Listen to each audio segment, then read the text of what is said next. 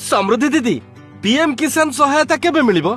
ताको पाइबा पई कोन किछि नुवा नियम हेछि कि हरिया भाई तमे कृषक रेजिस्ट्री पोर्टाल रे पंजीकरण करि देइछो तो सेटा पुनी कोन हेई देखो आगो सेटा करबा कथा ना जल्दी कृषक रेजिस्ट्री पोर्टाल रे निजर पंजीकरण करि दियो ताहाले जाई सब सुविधा मिलि परिबो आगरु जानिथिले ए काम कोन बाकी रहिथांता हौ आउ देरी न करी पंजीकरण कामटा सारी दियो एई गल्ली आउ कर देली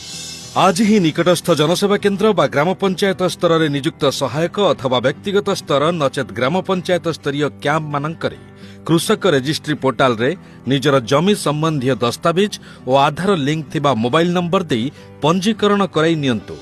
कृषक भाई भौणी मानक पई राज्य और केंद्र सरकारक द्वारा प्रदत्त विभिन्न योजनार लाभ पांतु। अधिक विवरणी पई कृषि समृद्धि हेल्पलाइन नंबर 155333 को कॉल करंतु।